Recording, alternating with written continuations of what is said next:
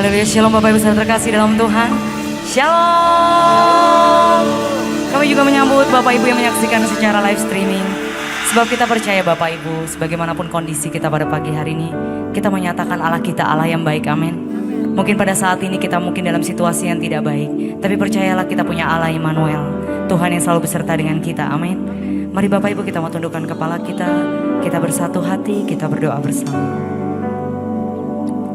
Selamat pagi Bapa kami yang baik. Sungguh kami bersyukur Tuhan untuk nafas kehidupan yang Kau berikan bagi setiap kami Bapa. Kami percaya Tuhan, hidup kami tidak selalu baik-baik saja Bapa.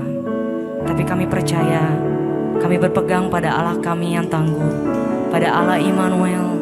Engkau Allah yang selalu beserta dengan kami Tuhan. Tidak ada satupun musim hidup kami yang pernah kami lalui tanpa Engkau Tuhan. Dan biarlah pada pagi hari ini kami membawa segala pujian penyembahan kami yang terbaik. Sebab Engkau Allah kami yang layak kami tinggikan. Engkau Allah kami yang layak kami sembah Tuhan. Biarlah segala pujian penyembahan kami boleh menjadi dupa yang harum bagi Engkau Tuhan. Layakan setiap kami Tuhan. Biarlah setiap puji-pujian kami boleh menyenangkan hati-Mu Tuhan. Sebab hanya Engkau lah fokus utama dalam hidup kami. Dan mari setiap kita yang siap untuk memuji menyembah Tuhan, bersama katakan amin.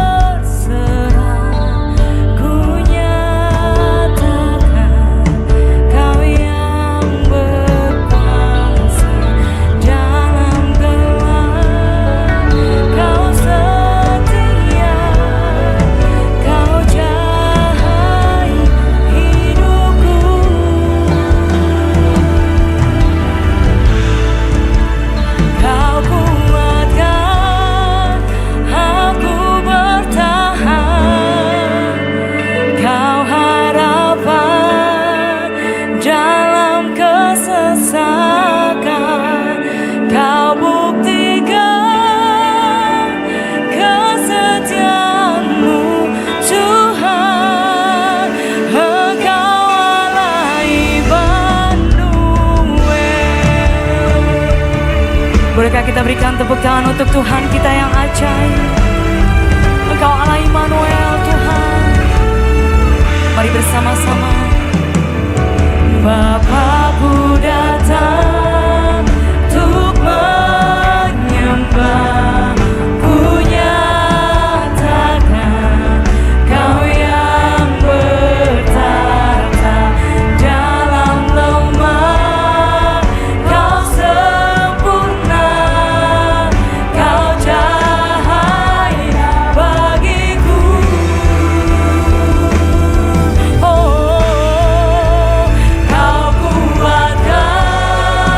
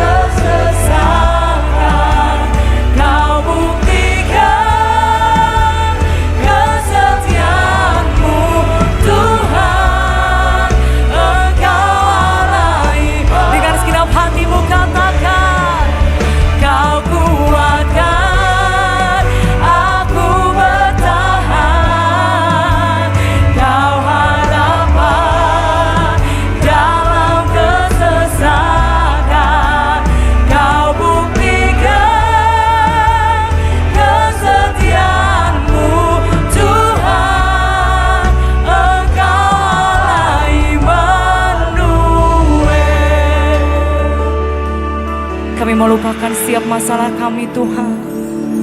Kami mau mengangkat kedua tangan kami di hadapan-Mu. Kami mau berserah penuh padamu Tuhan. Sebab Engkaulah Allah Immanuel. Engkaulah harapan dalam setiap kesesakan kami Tuhan.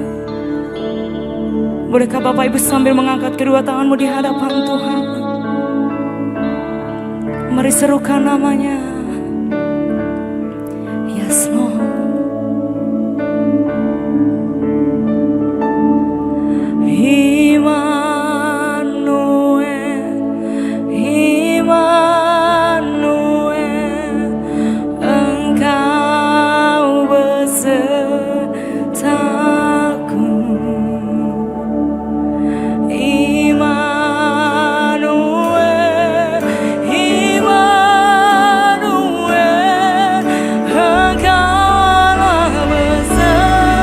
Biar cuma Tuhan saja katakan.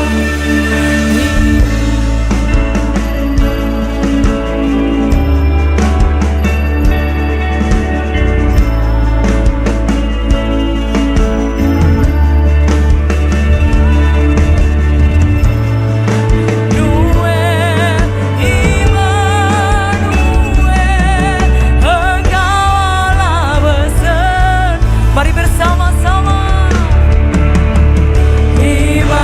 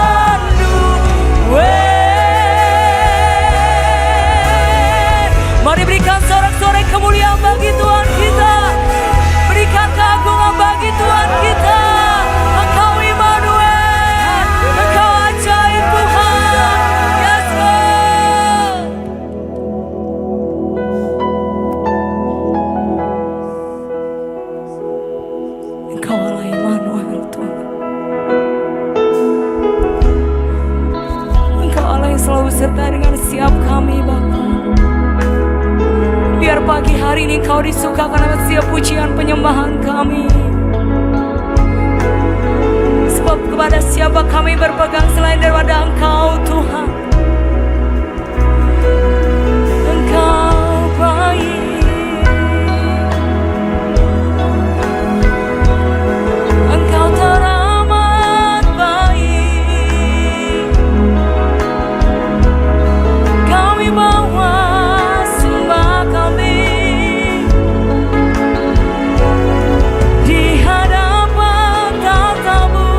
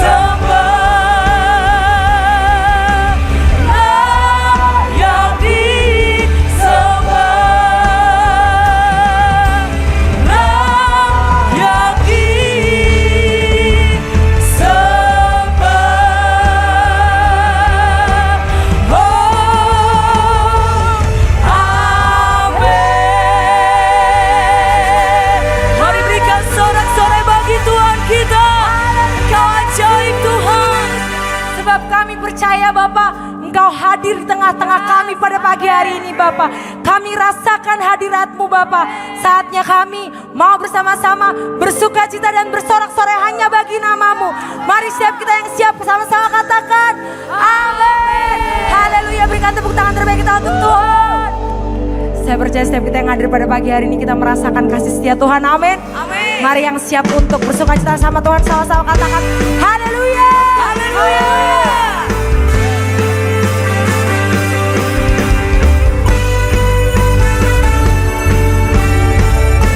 Sama-sama katakan pujian syukurku ku naikkan bagimu, kasih dan rahmat-Mu tercurah bagiku, hidup bersama-Mu, ikut kehendak-Mu, ku berjalan tinggalkan masa lalu.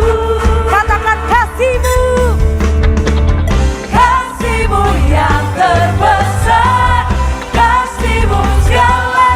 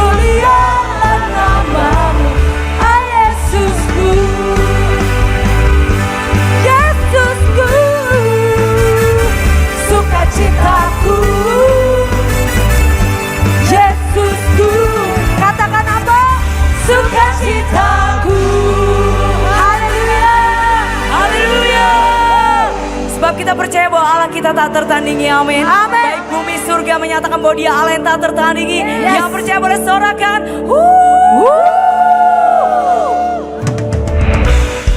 Kami nyatakan Engkau Allah kami yang terbesar Tuhan.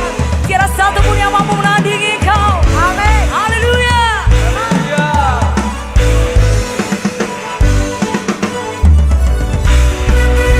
Semua boleh sambil bertepuk tangan.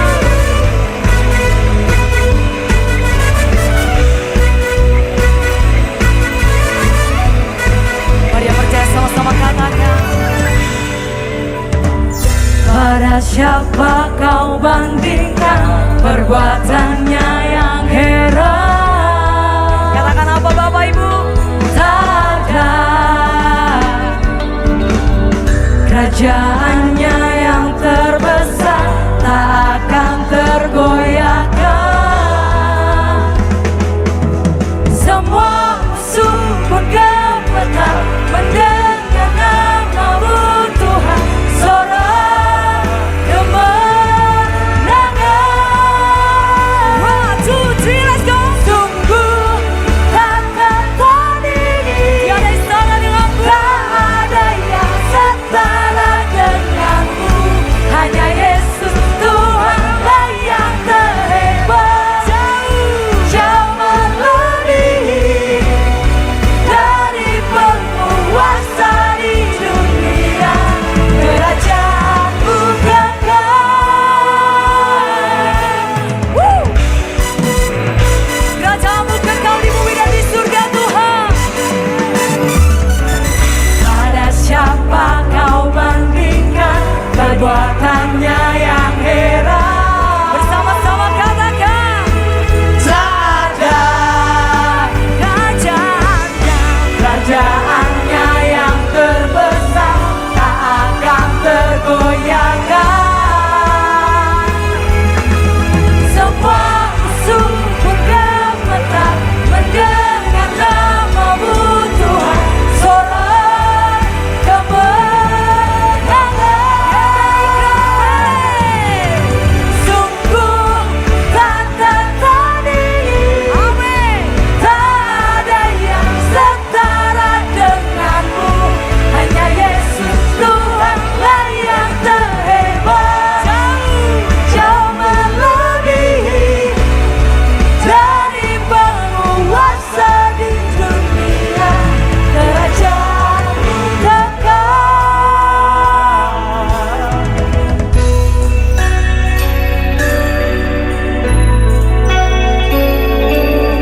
Mari yang percaya sama-sama sorakan. Haleluya. Haleluya.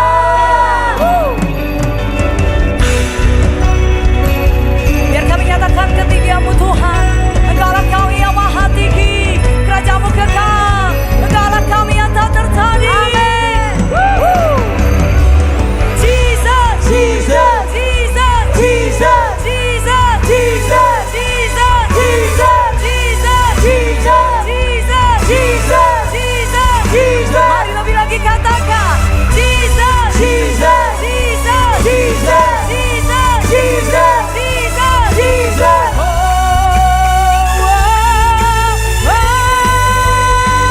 Semuanya.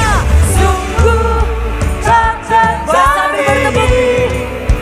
Tak ada yang setara denganmu.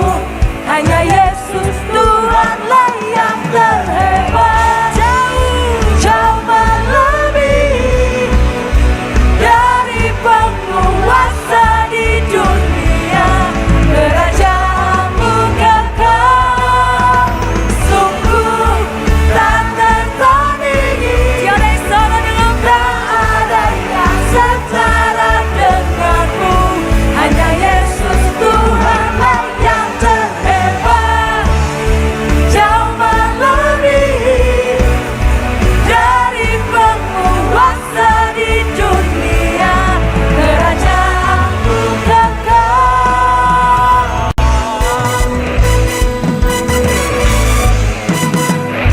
Percaya sama-sama sorakan. Silakan duduk Bapak Ibu saudara terkasih dalam Tuhan.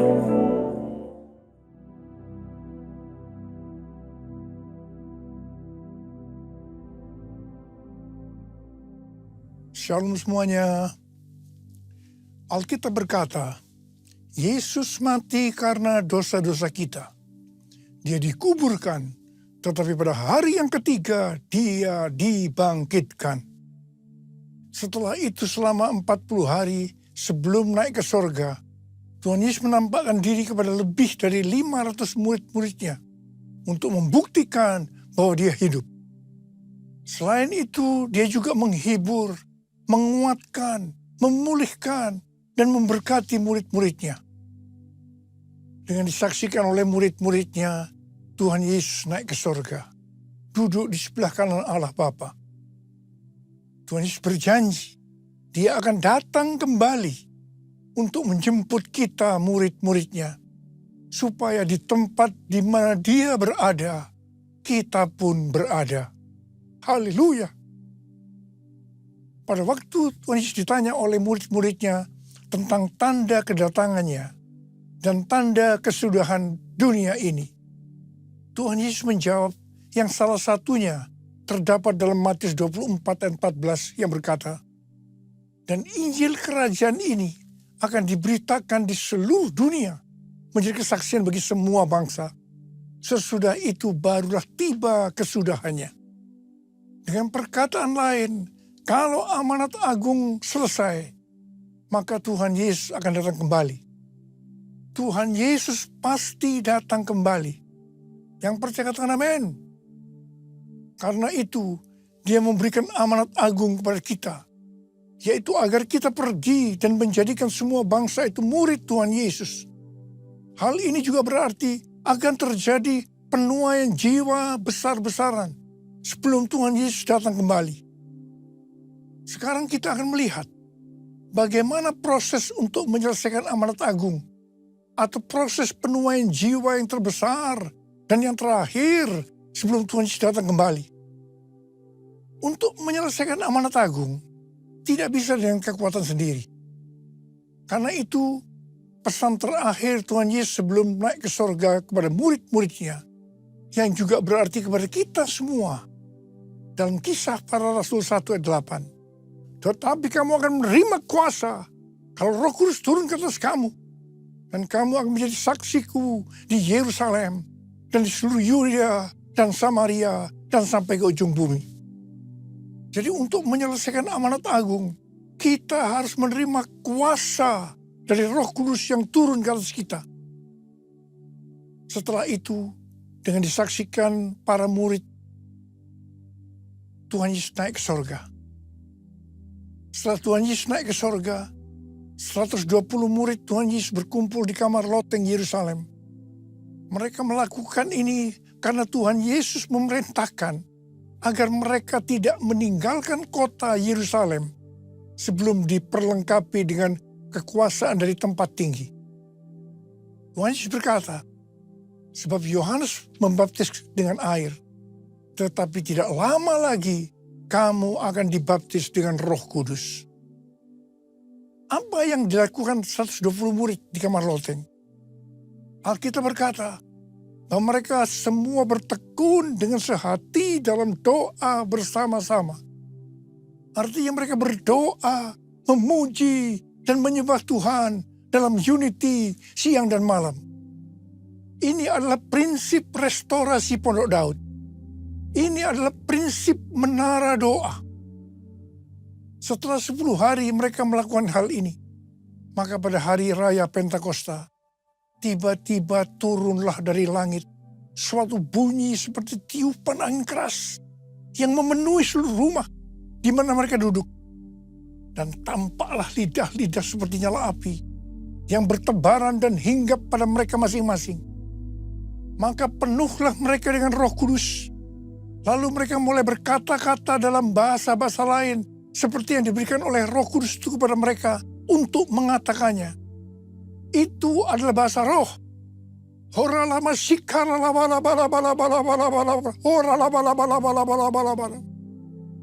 Jadi tanda awal orang yang dibaptis dengan Roh Kudus adalah mereka akan berbahasa roh. Api Pentakosta menyala, api Pentakosta Pentakosta menyala.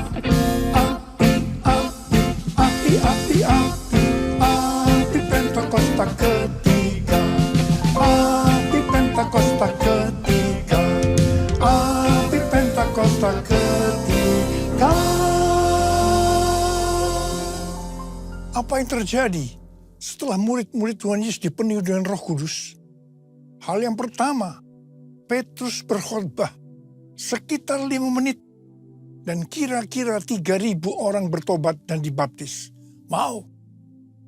Petrus berkhotbah dengan kuasa Roh Kudus. Pada zaman itu populasi penduduk dunia sekitar 255 juta orang. Sekarang penduduk dunia sekitar 8 miliar. Jadi 3.000 orang yang bertobat dan dibaptis pada waktu itu setara dengan sekitar 94.000 orang pada saat ini. Saya percaya hal ini juga bisa terjadi pada saat ini. Hal yang kedua, setelah murid-murid Tuhan Yesus dipenuhi dengan Roh Kudus, mereka dipakai untuk menyatakan tanda-tanda dan mujizat sehingga banyak orang yang bertobat. Petrus dan Yohanes menyembuhkan orang lumpuh sejak lahir.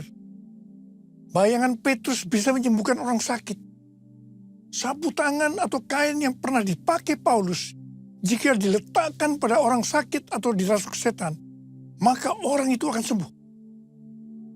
Dalam Markus 16 ayat 15 sampai dengan 18, Tuhan Yesus berkata, bahwa kalau kita pergi untuk memberitakan Injil, maka tanda-tanda dan mujizat akan menyertai kita. Sejak tahun 2006, saya diperintahkan oleh Tuhan untuk mengadakan kebaktian kesembuhan ilahi. Selama 13 tahun, saya sudah mengadakan 318 kali kebaktian kesembuhan ilahi. Setiap kali berkhotbah, saya pasti memberitakan Injil. Tanda-tanda dan mujizat terjadi. Saya diizinkan Tuhan untuk melihat dan mengalami mujizat seperti yang dilakukan oleh Tuhan Yesus 2000 tahun yang lalu. Hal yang ketiga, setelah murid-murid Tuhan Yesus dipenuhi dengan Roh Kudus, maka cara hidup mereka berubah. Sehingga banyak orang yang bertobat. Yang pertama, mereka bertekun dalam pengajaran rasul-rasul dan dalam persekutuan. Bagi kita, ini juga bisa diartikan mereka suka membaca Alkitab. Mazmur 119 ayat 105 berkata, firman-Mu itu pelita bagi kakiku dan terang bagi jalanku. Kalau kita suka membaca Alkitab, itu akan menuntun jalan hidup kita. Hidup benar sesuai dengan firman Tuhan. Kita akan menjadi orang yang berintegritas. Dan itu akan membuat orang lain bertobat.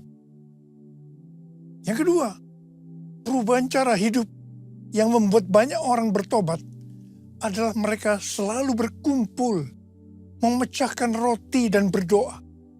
Ini bisa diartikan mereka hidup dalam unity dan suka berdoa. Hari-hari ini saya melihat melalui menara doa bahwa ada doa, pujian, dan penyembahan dalam unity siang dan malam. Saya percaya kalau Tuhan sudah berikan kepada kita beban untuk berdoa seperti ini, maka ini merupakan tanda bahwa Pentakosta ketiga yang dahsyat akan turut dan terjadi penuaian jiwa yang terbesar dan yang terakhir sebelum Tuhan Yesus datang kembali. Yang ketiga, perubahan cara hidup jemaat yang membuat banyak orang bertobat, yaitu karena mereka suka memberi, sehingga tidak ada yang berkekurangan. Hari-hari ini Tuhan Yesus mengendaki agar kita suka memberi. Alkitab berkata, ada lebih berbahagia memberi daripada menerima. Lukas 6 ayat 38 berkata, berilah dan kamu akan diberi. Suatu takaran yang baik, yang dipadatkan, yang digoncang, dan yang tumpah keluar akan dicurahkan ke dalam pangkuanmu. Sebab ukuran yang kamu pakai untuk mengukur akan diukurkan kepadamu. Yang keempat, perubahan cara hidup jemaat yang membuat banyak orang bertobat Yaitu mereka selalu bergembira dan dengan tulus hati sambil memuji Allah. Hidup dengan tulus hati artinya hidup sebagai orang yang berintegritas. Jadi, perubahan-perubahan yang terjadi dalam cara hidup jemaat yang membuat banyak orang bertobat adalah yang pertama, mereka suka membaca Alkitab. Yang kedua, mereka suka berdoa dan hidup dalam unity. Dan yang ketiga, mereka suka memberi. Dan yang keempat, mereka suka memuji Allah dan bergembira, tulus hati, atau hidup berintegritas. Dikatakan bahwa mereka disukai semua orang. Dan tiap-tiap hari jumlah orang yang diselamatkan bertambah. Haleluya! Curahkanlah kuasa-Mu Tuhan, mujizat terjadi di tempat ini. Curahkanlah kuasa-Mu Tuhan, mujizat terjadi sekarang ini. Mujizat terjadi sekarang ini. Mujizat terjadi sekarang ini. Saya percaya mereka menganggap bahwa pola penuaian jiwa hanya seperti itu. Mereka sebagai orang-orang percaya hidup dalam zona nyaman. Mereka biasa berkumpul dalam unity sambil membaca Alkitab, berdoa, dan memuji Tuhan dengan sukacita. Tidak ada yang berkekurangan. Wow, siapa yang tidak mau menjadi orang Kristen? Tapi ternyata, supaya penuaian jiwa bertambah besar, Tuhan izinkan proses berikutnya terjadi, yaitu aniaya menimpa jemaat di Yerusalem. Selain rasul-rasul, maka mereka harus lari meninggalkan Yerusalem. Mereka pergi ke Yudea dan Samaria sambil memberitakan Injil. Jadi, kalau tadinya penuaian jiwa hanya terjadi di Yerusalem saja, sekarang mereka menyebar ke seluruh Yudea dan Samaria, dan pola penuaian jiwa yang seperti ini masih terjadi sampai hari ini. Catatan sejarah gereja selama berabad-abad menunjukkan bahwa semakin gereja ditekan, justru Injil semakin menyebar dan diberitakan kemana-mana. Karena itu Tuhan izinkan hari-hari ini penderitaan, aniaya terjadi di antara orang-orang percaya, supaya terjadi penuaian jiwa yang lebih besar. Yang percaya katakan amin. Kita sekarang berada di tahun 2025. Tahun yang sukar, sulit, peperangan, bencana alam, ketidakpastian, krisis ekonomi yang semakin intens. Tapi justru di tahun yang seperti ini, Tuhan memberikan tema bahwa tahun 2025 adalah tahun penuaian. Tahun penuaian jiwa. Tahun penuaian berkat secara materi. Haleluya. Saya percaya untuk penuaian jiwa yang besar perlu goncangan yang besar. Kuasanya dicurahkan, berkatnya dilimpahkan, penuaian besar sungguh terjadi. Segala bangsa akan datang menyembah Yesus Tuhan, kemuliaan Tuhan telah turun. Kemuliaan Tuhan telah turun. Kemuliaan Tuhan telah turun.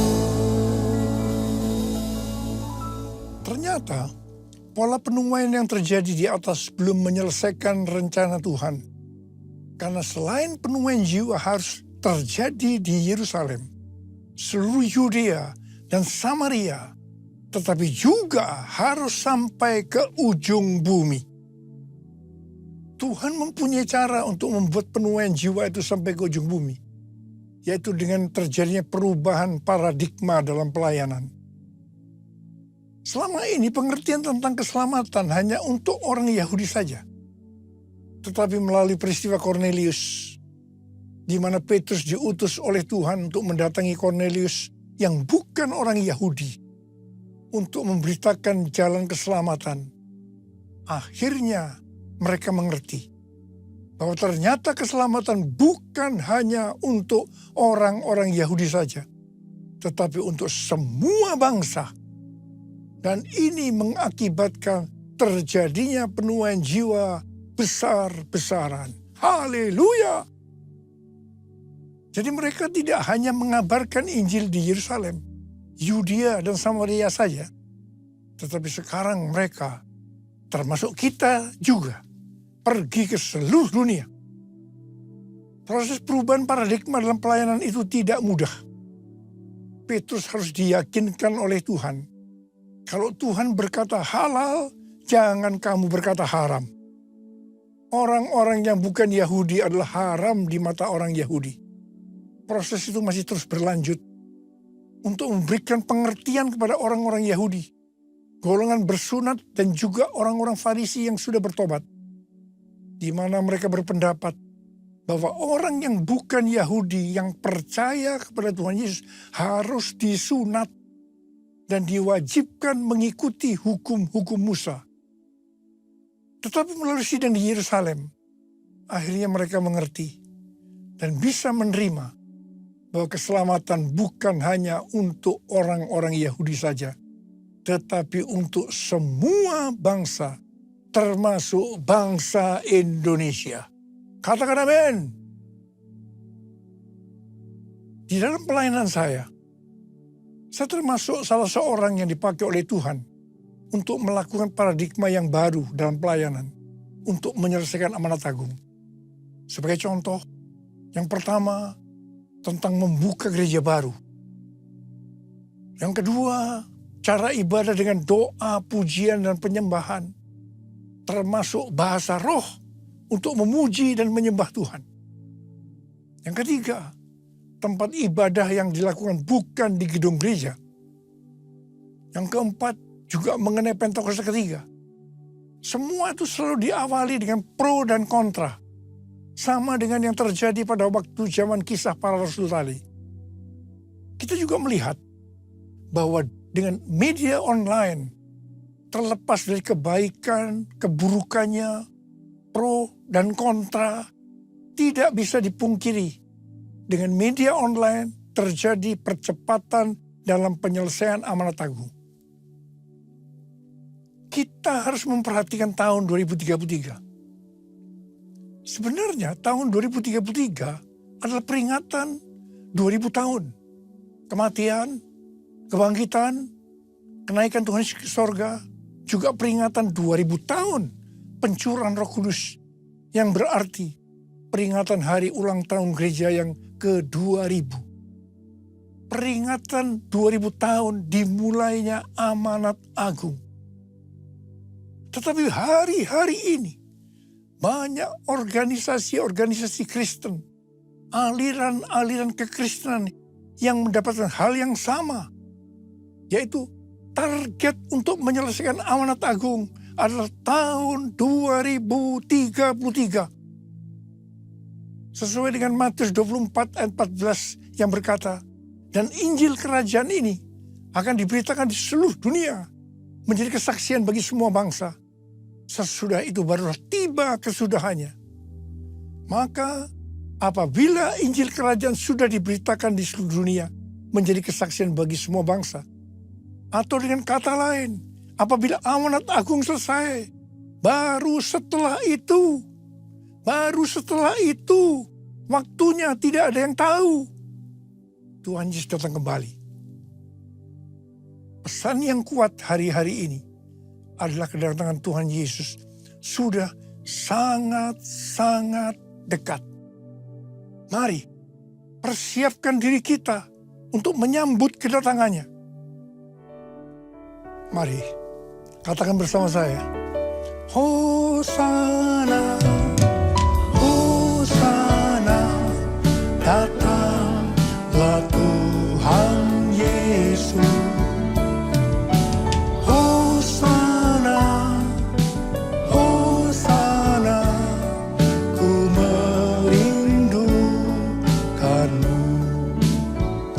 tanya saudara, ada berapa banyak di antara saudara yang merindukan kedatangan Tuhan? Saudara boleh angkat tangan.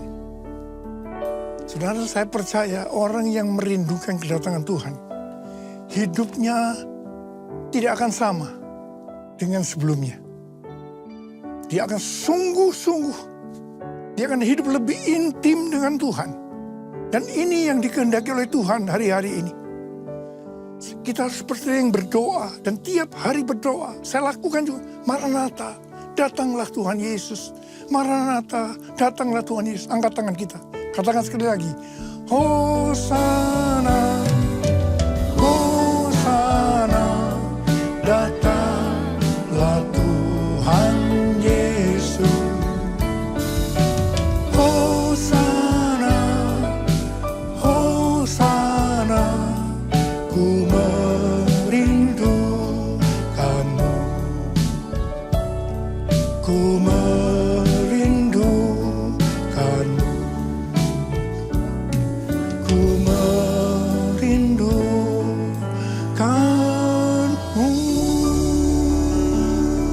Mari berbahasa Arab. Oh, dia la bara bara bara bara bara bara bara bara bara bara bara bara. Jesus, Jesus, Jesus, Jesus, Jesus, Jesus, Jesus. Ya Tuhan Yesus, ya Tuhan Yesus, ya Tuhan Yesus. Kurala bala bala bala bala bala bala bala. Berkati anak-anakmu semua Tuhan. Kami yang merindukan kedatangan-Mu untuk kali yang kedua. Berkati anak-anak-Mu. Tuhan, terima kasih, terima kasih, terima kasih buat hari-hari ini. Urapi kami, urapi kami. Curahkan pengurapan-Mu. Berikan kami kuasa, kuasa untuk menyelesaikan amanat lagi. Kuasa, kuasa untuk menikmati berkat secara materi. Dalam nama Yesus, dalam nama Yesus. Haleluya.